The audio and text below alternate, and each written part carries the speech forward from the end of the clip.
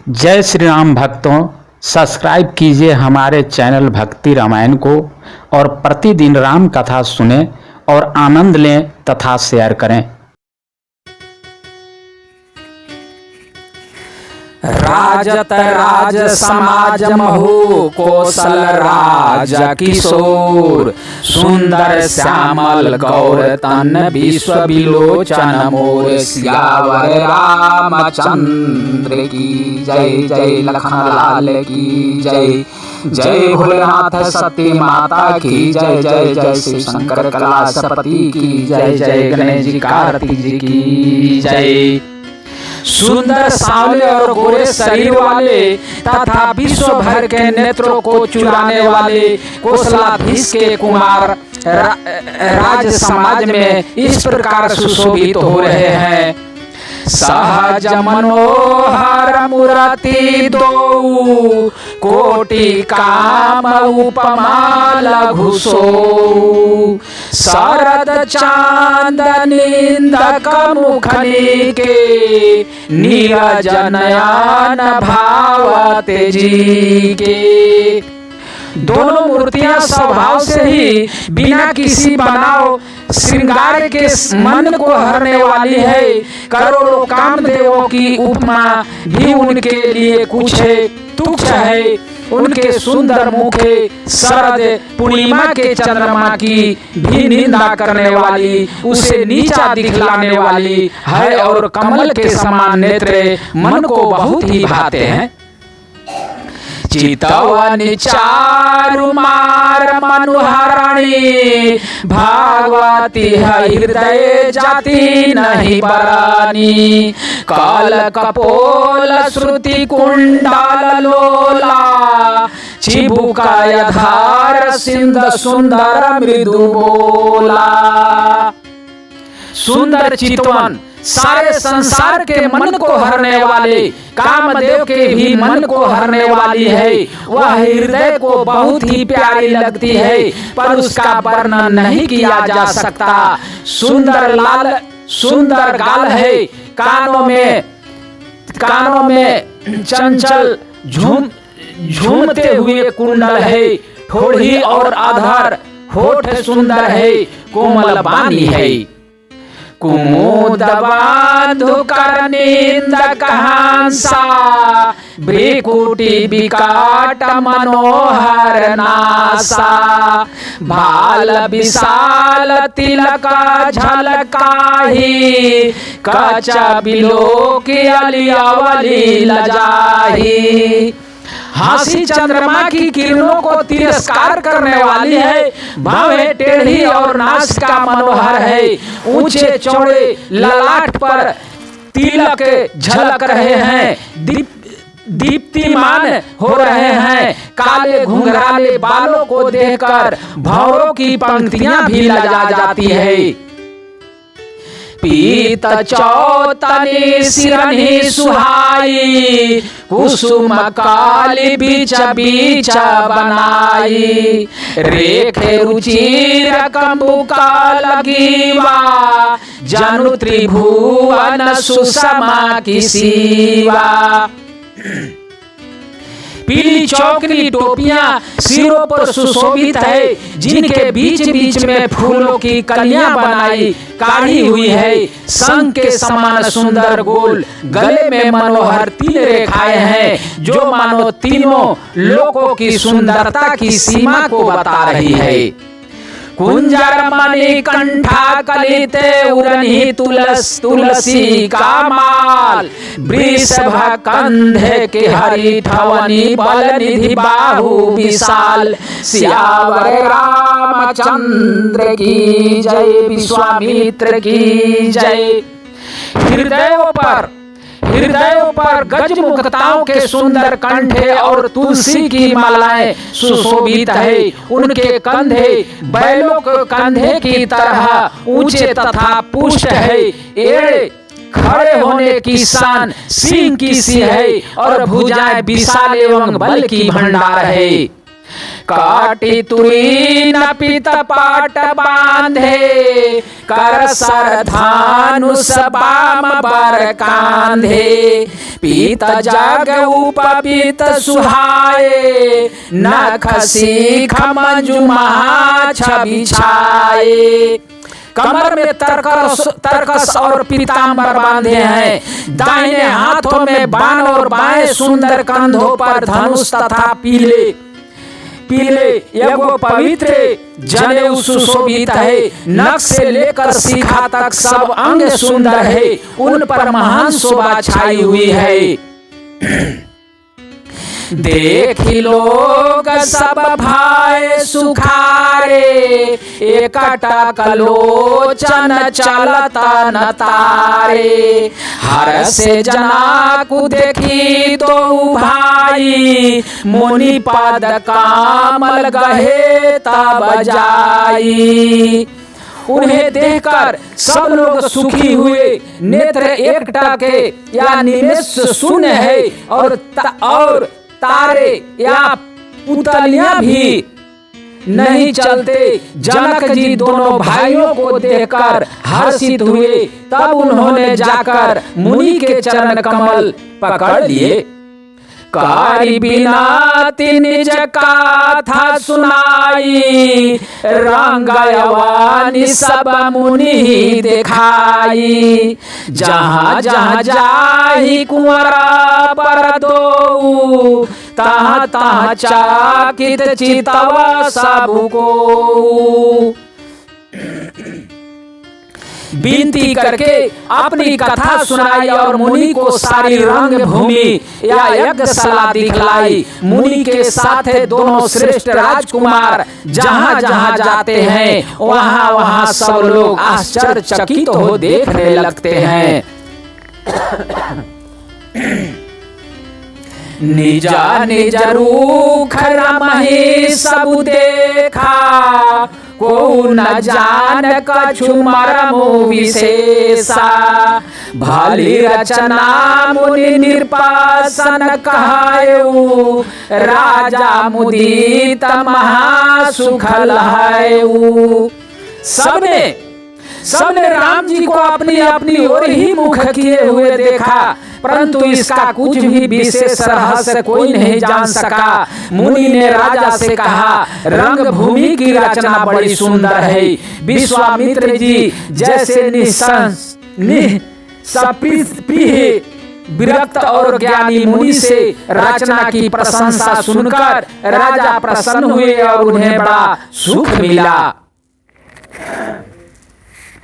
सब मंचन हते मंचु एक सुंदर विशद विशाल, मुनि समेत दो बंधु तहाँ बैठारे महिपाल। सियावर रामचंद्र की जय, विश्वामित्र की जय, जनक जी की जय।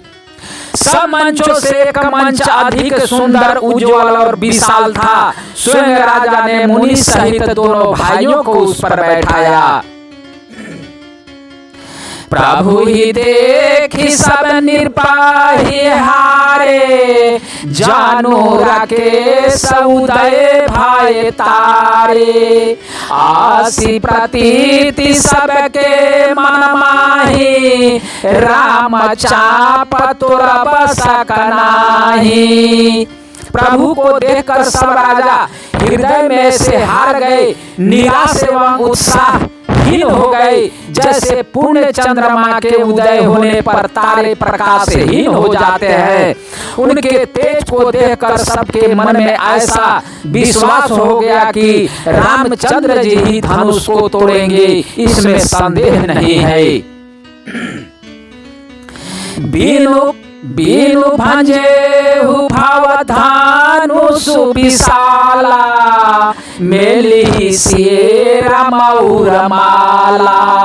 आस विचारी गमन हो घर भाई, जसु प्रताप बल तेजु गवाई।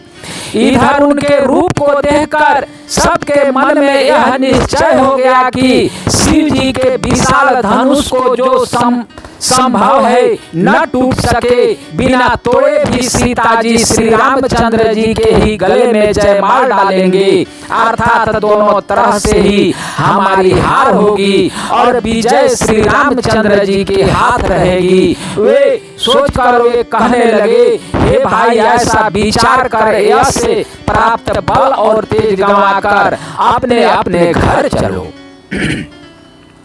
बिहा से अपार भूप सुनी बनाई, जे विवेक अंध अभिमानी। बिहा से अपार भूप सुनी पानी, जे विवेक अंध अभिमानी। तोएहु धनुष ब्याहुआ वगाहा, बीनु तोरे को कुंवारी बियाहा।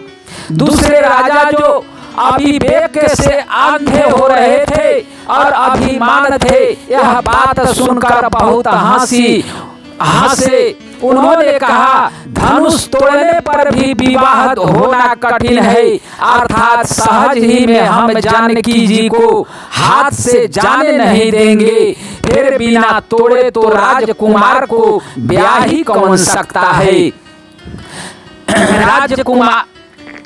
फिर बिना तोड़े तो राजकुमारी को ब्याह ही कौन सकता है। एक बार कलऊ किन्ह हो, सिए ही तसामर जीता बहामसो। यह सुनियाव शर्मही पमुसुकाने, धर्मशील हरि भगत सयाने। काल ही क्यों न हो, एक बार तो सीता के लिए उसे भी हम युद्ध में जीत लेंगे। यह घमंड की बात सुनकर दूसरे राजा तो धर्मात्मा हरि भक्त और सयाने थे, मुस्कुराए। सिए बियाह बिराम गर्भ दूरी करी निरपन्हा के, जीती को सका संग्राम दशरथ के रण बाकुरे। उन्होंने कहा, राजाओं के गर्भ दूर करके जो धनुष किसी से नहीं टूट सकेगा, उसे तोड़कर श्री रामचंद्र जी सीता जी को ब्याहेंगे। रही युद्ध की बात सो महाराज दशरथ के रण में बाके पुत्रों को युद्ध में तो जीत ही कौन सकता है। व्यर्थ मराहु जनि गाल बजाई, मन मोद कन्ही की भूख बुताई। सीख हमारी सुनी परम पुनीता, जगदाम्बा जनहु जी सीता। गाल बजाकर व्यर्थ ही मत मरो, मन के लड्डुओं से भी कहीं भूख बुझती है। हमारी परम पवित्र निष्कपट सीख को सुनकर सीता जी को अपने जी में साक्षात जग जननी समझो। उन्हें पति रूप में पाने की आशा एवं लालसा छोड़ दो। जगत पिता रघुपति बिचारी, भारी लोचन छबिलेहु निहारी। सुंदर सुखद सकल गुण राशि, ये दो बांधु शंभुर बासी। और श्री रघुनाथ जी को जगत का पिता परमेश्वर विचार कर नेत्र भर कर उनकी छवि देख लो। ऐसा अवसर बार बार नहीं मिलेगा। सुंदर सुख देने वाले और समस्त गुणों की राशि ये दोनों भाई शिव जी के हृदय में बसने वाले हैं। स्वयं शिव जी भी जिन्हें सदा हृदय में छिपाए रखते हैं, वे तुम्हारे नेत्रों के सामने आ गए हैं। सुधा समुद्र समीप बिहाई, मृग जलु निराखी मरहु कत धाई। करहु जाई जा कहू जोई भावा, हम तो आजु जन्म फलु पावा।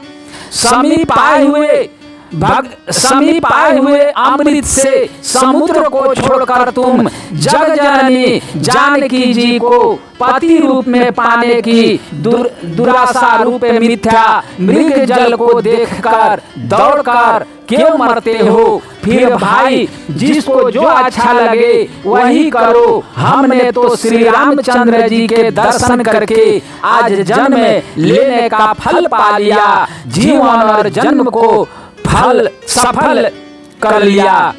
आशा कही फाल भूपाय अनुरागे, रूपाय अनूप बिलोका न लागे। देखा ही सूर नभ चढ़े विमाना, बरसा ही सुमन करही का लगाना। ऐसा कहकर अच्छे राजा प्रेम मग्न होकर श्री राम जी का अनुपम रूप देखने लगे। मनुष्यों की तो बात ही क्या, देवता लोग भी आकाश से विमानों पर चढ़े हुए दर्शन कर रहे हैं और सुंदर गान करते हुए फूल बरसा रहे हैं।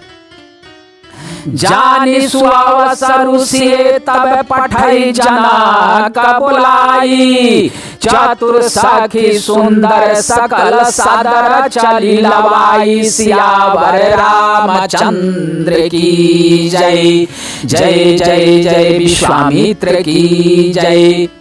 तब सुअवसर जानकर जनक जी ने सीता जी को बुला भेजा। सब चतुर और सुंदर सखियां आदर पूर्वक उन्हें लिवा चली।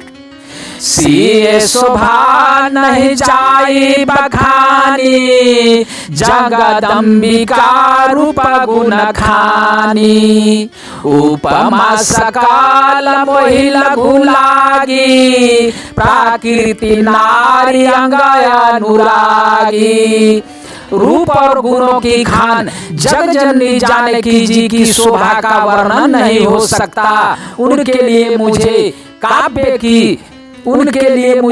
या काव्य की सब उपमाएं तुच्छ लगती है, क्योंकि वे लौकिक स्त्रियों के अंगों से अनुराग रखने वाली है, अर्थात वे जगत की स्त्रियों के अंगों को दी जाती है।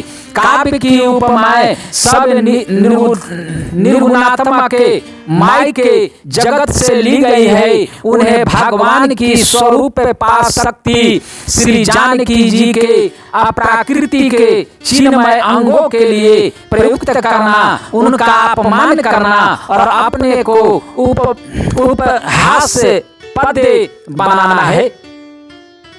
सिए बरनीते उपमा देई, कुकवि कहाई अजसु को लेई।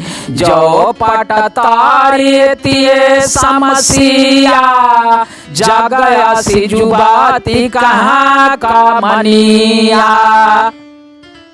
सीता जी के वर्णन में उन्हीं उपमाओं को देकर कौन कुकवि कहलाए और अपयश का भागी बने, अर्थात सीता जी के लिए उन उपमाओं का प्रयोग करना सुकवि के पद से च्युत होना और अप्रकृति मोल लेना है। कोई भी सुकवि ऐसी नादानी एवं अनुचित कार्य नहीं करेगा। यदि किसी स्त्री के साथ सीता जी की तुलना की जाए तो जगत में ऐसा सुंदर युक्ति है ही कहाँ जिसकी उपमा उन्हें दी जाए। गिरा मुखार तनयाधर भवानी, रति अति दुखित तनुपति जानी। विष बारुणी बांध पिए जेहि, कहिए रस रमा समकीमी बदेहि। पृथ्वी की स्त्रियों की तो बात ही क्या, देवताओं की स्त्रियों को भी यदि देखा जाए तो हमारी अपेक्षा कहीं अधिक दिव्य और सुंदर है। तो उनमें सरस्वती तो बहुत बोलने वाली है, पार्वती अर्धांगिनी है, अर्थात अर्ध नारी नटेश्वर के रूप में उनका आधा ही अंग स्त्री का है, शेष आधा अंग पुरुष शिव जी का है। कामदेव की स्त्री रति पति को बिना शरीर का अनंगन जानकर बहुत दुखी रहती है, और जिनके बीच से और मध्य जैसे समुद्र से उत्पन्न होने के नाते प्रिय भाई हैं, उन लक्ष्मी के समान तो जानकी जी को कहा ही कैसे जाए। जो छवि सुधा पयो निधि होई, परम रूपमय कछुप सुहाई।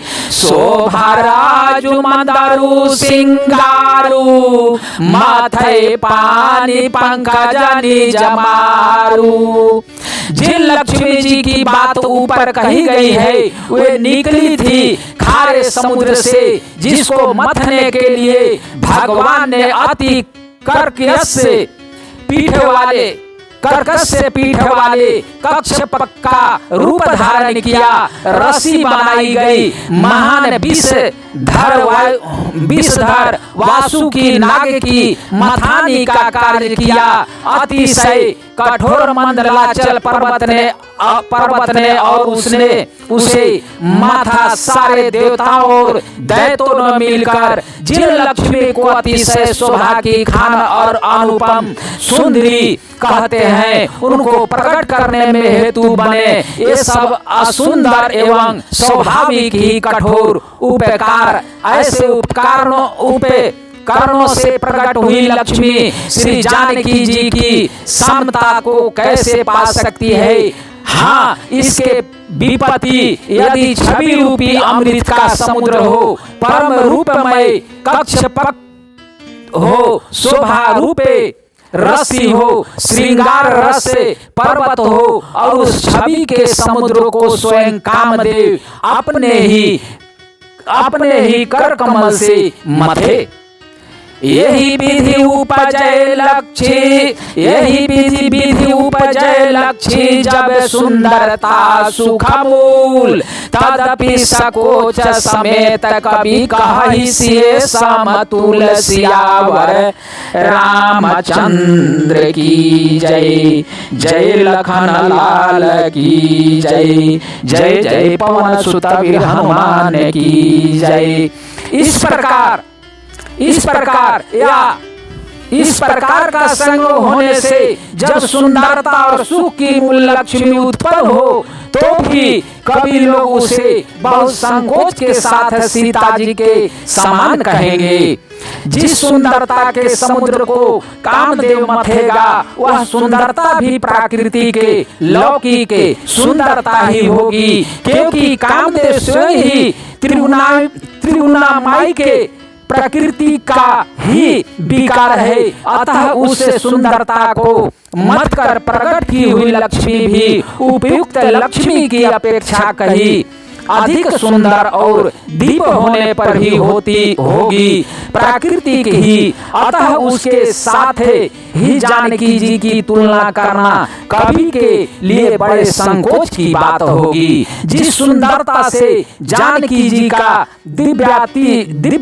परम दिव्य विग्रह बना है, वह सुंदरता उपयुक्त सुंदरता से भिन्न अप्रकृति है। वस्तुतः लक्ष्मी जी का अप्राकृति के रूप भी यही है। वह कामदेव के मथने में नहीं आ सकती और वह जानकी जी का स्वरूप ही है। अतः उनसे भिन्न नहीं और उपमा दी जाती है भिन्न वस्तु के साथ। इसके अतिरिक्त जानकी जी प्रकट हुई है। स्वयं अपनी महिमा उन्हें प्रकट करने के लिए किसी भी उपकरण की अपेक्षा नहीं है। अर्थात शक्तिमान से अभिन्न अद्वैत तत्व है। अतएव अनुप में है यही गूढ़ दार्शनिक तत्व भक्ति शिरोमणि कवि ने इसे अभूतो पामांगलकार के द्वारा बड़ी सुंदरता से व्यक्त किया है। 40 सांगल साखी सयानी गावत गीत मनोहर बानी। सोहनवाल तनु सुंदरता सारी, जगत जननी अतुलिता छवि भारी। सयानी सखियां सीता जी को साथ लेकर मनोहर बानी से गीत गाती हुई चली। सीता जी के नवल शरीर पर सुंदर साड़ी सुशोभित है। जग जननी की महान छवि अतुलनीय है। भूषण सकल सुदेश सुहाए, अंग अंग राचि सखीना बनाए। रंग भूमि जा बसिए पगुधारी, देखी रूप मोहे नर नारी। सब आभूषण अपनी अपनी जगह पर शोभित है, जिन्हें सखियों ने अंग अंग में भली भांति सजाकर पहनाया है। जब सीता जी ने रंग भूमि में पैर रखा, तब उनका दिव्य रूप देखकर स्त्री पुरुष सभी मोहित हो गए। हरसि सुरान दुदुम्भी बजाई, बरसी प्रसून पछार गाई। पानी सरोज सोहजय माला, अवचट चित सकल भूवाला। देवताओं ने हर्षित होकर नगाड़े बजाए और पुष्प बरसा कर अप्सराएं गान करने लगी। सीता जी के कर कमलों में जय माला सुशोभित है। सब राजा चकित होकर अचानक उनकी ओर देखने लगे। सिए चकित चित राम ही चाहा, भय मोहा बस सब नर नाहा। मुनि समीप देखे तो भाई, लागे लला की लोचना निधि पाई। सीता जी चकित चित से श्री राम जी को देखने लगी। तब सब राजा लोग मोह के बस हो गए। सीता जी ने मुनि के पास बैठे हुए दोनों भाइयों को देखा तो उनके नेत्र अपना खजाना पाकर ललचा कर वहीं श्री राम जी में जा लगे, स्थिर हो गई। गुजरन लाज समाज बड़ देखी से सकुचानी, लागी बिलोकन सकीन तन रघुवीर उरयानी। सियावर रामचंद्र की जय। परंतु गुरुजनों की लाज से तथा बहुत बड़े समाज को देखकर सीता जी सकुचा गई। श्री रामचंद्र जी को हृदय में लाकर सखियों की ओर देखने लगी। राम रूप रुसिए छवि देखे, नर नारी न परिहारी निमेषे। सोच सकल कहता सकुचाही, विधि सन बीन करहि मन माही।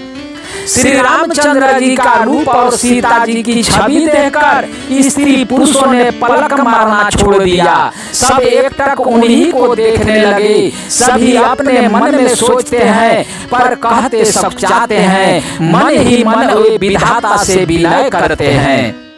हरो विधि बेगी जनक जड़ताई, माती हमारी असी देही सुहाई।